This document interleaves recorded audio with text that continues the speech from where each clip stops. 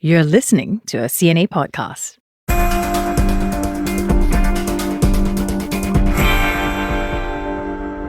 You see how I do my makeup for work? Very demure, very mindful. I don't come to work with a green cut crease. It's just this massive lion, and to have him charge me on foot, it was pretty terrifying.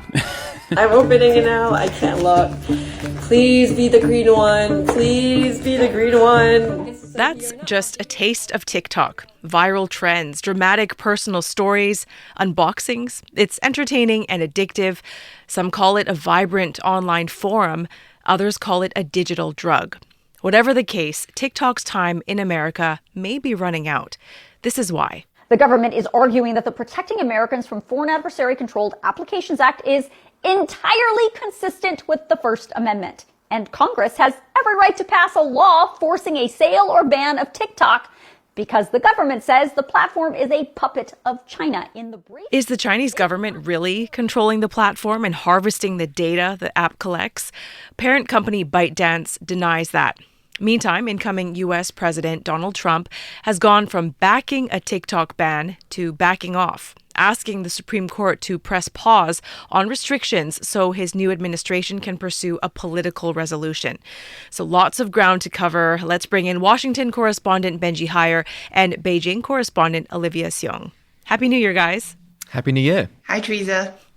You know, I remember when TikTok was just emerging, people were trying it out for the first time, and I had friends tell me, this algorithm, it hits different. You know, this platform, it knows what I want to watch before I even know I want to watch it. Benji, TikTok has 1 billion active monthly users, but 170 million of them are in America. Just how big is the app in the US? Well, I'm one of those users, and like you, I feel like the algorithm knows me better than I know myself. And the reason, I guess, like any social media application, is that the more that we use it, the more we scroll and scroll, the more the algorithm learns about us, can give us content that we think we're after. And that's an experience not only that I have, but as you say, millions across the United States. Just some stats on that. American adults spend an average of almost an hour per day on TikTok. And that, of course, means that TikTok is able to reach revenue in the many, many billions in the US, 16 billion in 2023. Obviously, we have to wait for 2024 figures.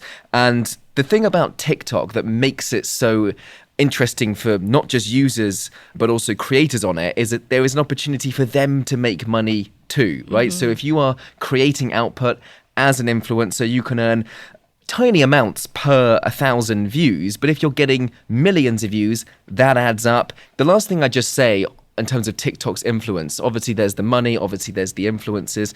There is the political element as well. And we are going to talk about Donald Trump. But, you know, his presence on TikTok, both directly and indirectly, him posting from his account or right-wing influencers putting out the sort of content that can draw in a key audience, that obviously was huge during the US election campaign here. So the app is big on a number of fronts. It would be really big, therefore, if it's banned. But hey, it's happened before. It's happened in other places like India, and it could well happen in the US as well. Yeah, we're going to dive deeper into that. But first, Olivia, TikTok, not available in China, but there is an equivalent called Douyin. Did I pronounce that correctly? Douyin, yeah. Douyin, okay. ByteDance owns both of these apps. How similar are they? Well, we sometimes hear people refer to TikTok as the international version of Douyin, which actually translates to a shaking sound, or Douyin as the Chinese version of TikTok. That's quite understandable. They are very similar. Both, originated as short video sharing platforms. They have very similar interfaces. But instead of being the same product, I would actually say they're more like siblings, with the same parent company, but they have their own very distinct personalities and beings, for that matter. And I must admit, in the name of very good, rigorous research, I have spent quite a bit of time on these two apps, more than usual. But I've had to use two different devices because one of the biggest differences is its availability. So Douyin can only be downloaded when you're on the Chinese App Store. So I have to use my China mobile phone for that. While TikTok is only available in app stores outside of China. In fact, it has never been made available on mainland China. Audience-wise as well, TikTok has more than 1 billion monthly active users in 150 countries apart from China. Douyin has less, over 700 million users, but all in China. And it's the second most popular social media platform in China after WeChat. But it is the most popular out of the video streaming apps in China. Arguably, Douyin has seen greater success with e-commerce, bringing it huge amounts of revenue. There's also this other fun, little difference between Douyin and TikTok. The filter, actually, if you try to take a selfie of yourself, is different. You should give it a go and see how you look. But content-wise, they are two separate apps. What you upload on one platform can't be automatically found on the other. So it's perhaps what's happening behind the scenes that has caused a bit more skepticism, even though for users, these are two different apps. Let's get into the politics now. Benji, the argument from the Biden administration is that the app poses a serious national security threat, that China's Communist Party can use it for its political ends. What exactly is Washington afraid of? It's actually a really difficult question to answer. And the reason it's difficult to answer is because from the US government's perspective, their argument, as you say, is about data and national security. And therefore, it's kind of tough to get down to the details of what they're worried about because so much of it is redacted when they try and put their case forward. And when the White House presented their case, and that case was upheld by a court here in the US, it was really thin on the ground on those specifics because, well, naturally the government is wary about publicizing sensitive information. But of course, how do you prove your case without actually showing something? But here's kind of the overall idea that the Biden administration is putting forward, which is that TikTok collects data on Americans, which, okay, it happens with other social media websites, Facebook or Instagram, for example. But what's different with TikTok is that the US government alleges that that information can be used by China to influence politics here in America, even to spy on people or inject malicious software into people's devices or phones.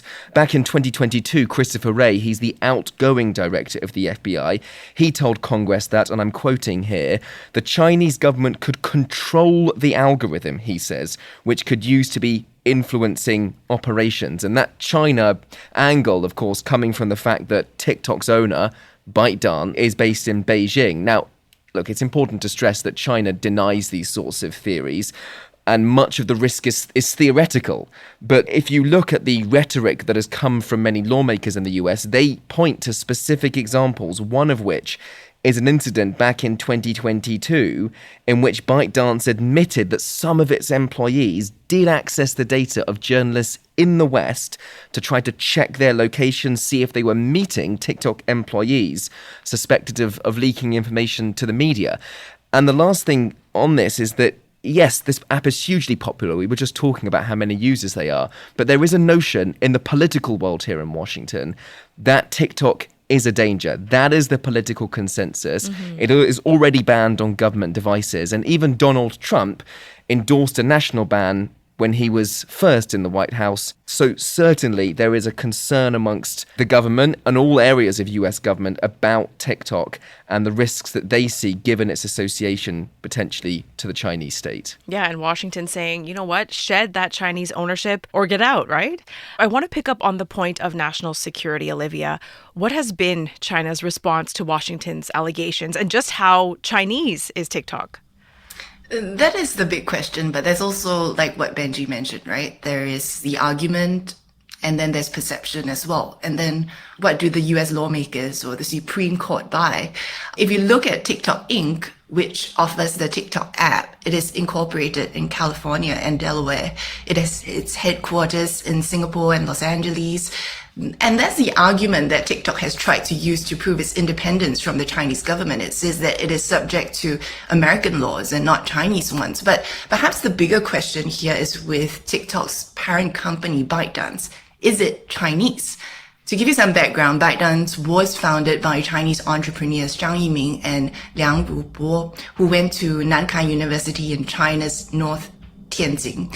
43-year-old Zhang Yiming, who hails from Fujian province in the south, has also been named China's richest person in 2024 with a net worth estimated at $49.3 billion. Now, he stepped down from his role as ByteDance CEO in 2021. And under that lens, it would seem ByteDance is a Chinese company. Although if you were to look at the TikTok website, it has been trying to distance itself from this. In a section it has where it tries to debunk what it says are myths about TikTok. It says one of these myths is that ByteDance is Chinese owned. It claims that about 60% of the company is owned by global institutional investors, and that co-founder Zhang Yiming holds a 20% stake in the company, and they say he is a private individual and not part of any state or government entity. ByteDance is based in Beijing. It is incorporated in the Cayman Islands. It also claims it does not have a single global headquarters. And that's where it gets tricky, right? The US authorities say Chinese companies are required to do whatever the Chinese government wants in terms of sharing information. US members of Congress complain about the Chinese government having a, quote, golden share in ByteDance, but TikTok has refuted this. Under Chinese law, it says that because of media licensing requirements, an entity affiliated with the Chinese government owns 1% of a ByteDance subsidiary. But it says that this arrangement is only for specific services in the Chinese market, and it has no bearing on its global operations outside of China, including for TikTok. The question, though, is whether this argument will be something that the US buys into. I'm going to save TikTok. Do you recognize that voice? Yes, that's U.S. President-elect Donald Trump, saying back in June that he would save TikTok. Just before the new year, Mr. Trump filed a request with the Supreme Court to delay the ban. He says he needs some time to find a, quote, negotiated resolution. And keep in mind, Benji, you mentioned this, Mr. Trump was the leader who first put a ban on the table back in 2020. So my question to you is, why is he now so keen to keep it around? Yeah, he's gone through quite a transformation here. And I've just come back off the end of covering the 2024 presidential campaign, which Donald Trump won, of course. And so I saw a lot of him. And what I've realized is he's an unpredictable man. It can be complicated to work out where he sits on a certain issue. For me, though, I think on TikTok, it's actually pretty clear cut because the app served him really well during the election, you know, getting the sort of bro vote, as it's known, young men especially, to engage in his campaign. There's a bit of overlap between the campaign and the tech world. One of his billionaire mega donors, someone called Jeff Yass, he has an investment firm which owns a chunk of TikTok's parent company. We also saw the president-elect recently meet the Singaporean CEO of TikTok, and Trump has since argued that the timing of this law that we're exploring, where TikTok has to be sold, you know, by ByteDance or face a ban, he says that that law interferes with his own ability to manage the United States' foreign policy and national security, not to mention First Amendment rights. I think overall, though, this is my theory, which is Donald Trump just likes being popular, right? Okay. He boasts all the time about his biggest crowds, is winning the popular vote, best this, biggest that, being a star on the app. He says that he has a warm spot in his heart for TikTok. And I think the bottom line is just like he just enjoys the positive attention that TikTok has granted him. He has the unfettered ability to spread his message to 14, 15 million followers. So from Trump's perspective, you know, never mind those pesky national security concerns, which, yeah, he raised in the past, but those don't matter now. TikTok is good for me. I like TikTok. Let's keep TikTok. And now that he's president again, or soon to be president again, he could try and prevent that ban for that reason, right? Casting himself as the platform savior. And I think really that's it. That's the reality. Yeah, and influencers would love him for that, right? Okay, so Mr. Trump's appeal, could it work? You know, how likely is the Supreme Court to overturn or pause the ban? That is the million-dollar question, and we're going to find out quite soon because the Supreme Court is holding its hearing on TikTok on January 10th. And if it decides to take up the case, first of all, President Biden would have to issue an extension on that deadline for ByteDance to sell TikTok. Otherwise, that expires on the 19th. That's a day before Trump's inauguration. If you're asking to sort of predict what the Supreme Court is going to do, I think that's less actually to do with the cases in which is stronger on either side. It's more to do with where the justices lie, politically and ideologically. This is a conservative-leaning court who might agree with TikTok's argument about the constitutional right to free speech, the First Amendment. It is also, though, a Trump-leaning court. It has ruled in the president-elect's favour on a number of matters of late, for instance, granting him presidential immunity. TikTok could also go in front of the court, right? And it could argue that it is practically impossible to ban this app.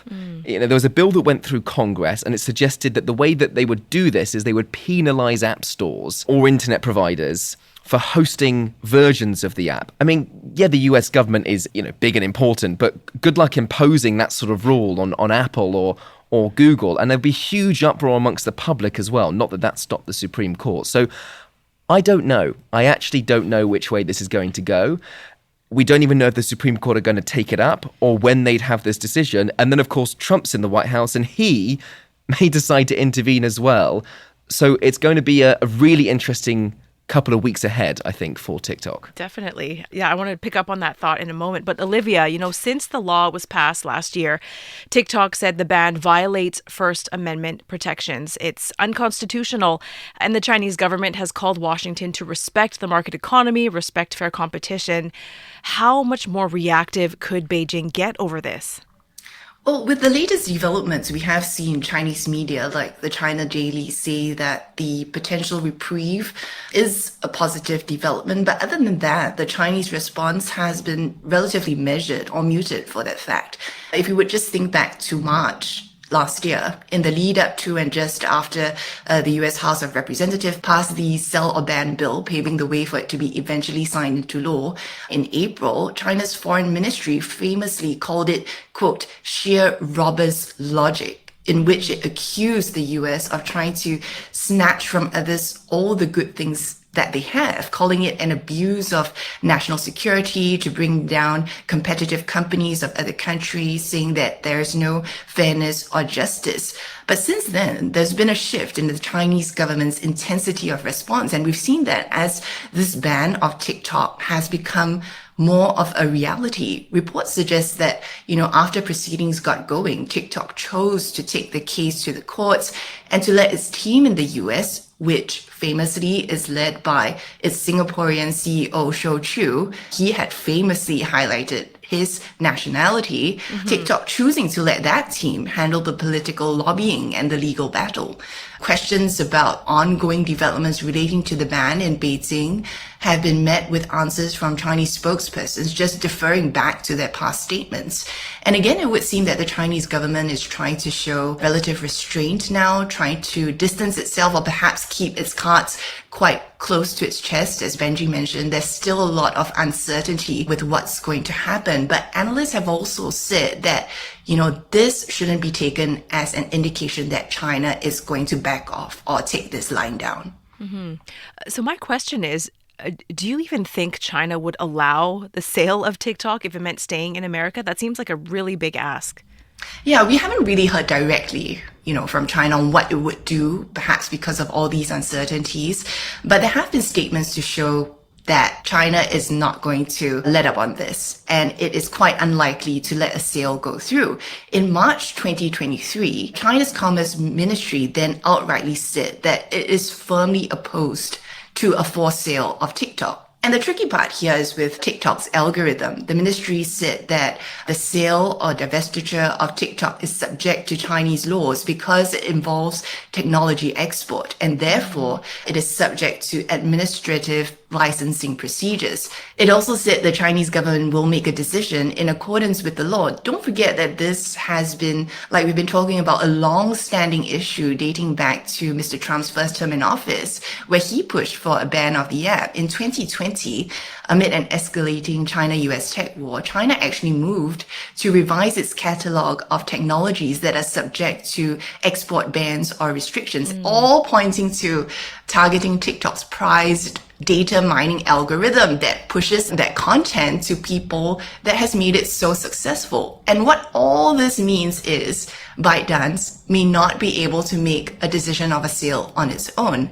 And that may also be where the conundrum lies for TikTok, even as it tries to make the argument and case that it does not have ties with the Chinese government. There are a few possible scenarios here, right? We talked about letting the sale go through, which would be most unlikely to happen as it would make China look weak, especially as it has framed this as an abuse of national security concerns by the US. Don't forget that observers are also pointing out that China is very mindful of its domestic audience and how it's perceived as well. Another option, some say, is for ByteDance to sell its US business without including the platform's algorithm. But the Chinese Commerce Ministry did not respond directly to a question on whether, this could be a possibility, and this was just last month. Observers, including Carnegie China, say what's most likely to happen then is that China could block the sale. And that would have greater repercussions for China-US ties and could escalate tensions. This would be at the expense of ByteDance's business if it's left unable to operate in the US, which is a key market. And it would be a huge loss for TikTok in terms of revenue as well. But experts are saying that this could possibly let China gain political leverage amid this China-US rivalry. Okay, then before we go, Benji, let's fast forward a few days, So say the law is upheld. January 19th comes around, TikTok is banned. But then the day after, on January 20th, Donald Trump is inaugurated as president. Could he still intervene at that point and maybe save it? So actually, yes, he could try, and there's a couple of things he could do, but they all have problems. So if we go one by one, firstly, he could ask Congress to repeal the legislation. So Congress is the body that passed this bill. He could go back to them and say, reverse it. It's possible. I mean, he holds both chambers of Congress narrowly, but there would be a big backlash, I think, amongst some of the Sino-skeptic representatives on Capitol Hill, as well as arguably some American social media companies. Okay, so that's option one. Option two would be to take executive action. So don't go back to Congress, just go down and ask his Justice Department to effectively abstain from enforcing the law. The issue with that is that the law still remains in effect. And so if you're a company like Apple, even if Donald Trump said, don't worry about it, you're still in violation of it. Yeah. So if you're the general counsel of Apple, are you really going to just bank on Trump's Truth Social post that, I'm not going to enforce the law anymore? You're probably not, because of the fact that Trump has form of changing his mind, especially on this topic of TikTok. Alternatively, there is this option where he could try to push through that sale from ByteDance. And Donald Trump would love that. He brands himself as Mr. Dealbreaker, art of the deal. That is Donald Trump. Even if there are potentially buyers in the US, China really reluctant to comply on that front. So the options are there, but they have their challenges. And I think that the worry, even though there are opportunities, the worry for the Trump administration is that this is more than just an app where people do funny dances, right? The stakes are really high here, because whichever way this goes, and there are multiple outcomes and implications, this is clearly going to have consequences for US-China ties. That bilateral relationship between the global superpowers is going to be tested if a ban is put in place. Beijing could choose to respond, and this could spill over more widely as part of this tit-for-tat trade war that is going on between China and the United States. I wouldn't say anything is set in stone. I would say it's massively moving in terms of the parts, and we might not know until, Donald Trump, frankly, has had his last say on this. Yep, and all the while, some 170 million users in America counting down the days as they watch things unfold. Things really unclear, but you guys, thank you so much for shedding some light on what could happen in the days ahead. Benji and Olivia, really appreciate this. Thank you. Thanks. You can find all the reports from our correspondents on YouTube and on CNA.Asia. And don't forget, there are TV episodes of CNA Correspondent every Wednesday at 9:30 p.m. Singapore, Hong Kong time. I'm Teresa Tang. The team behind this week's episode is Saya Win, Clara Ong, Crispina Robert, and Craig Dale. Join us again for more next week. Take care.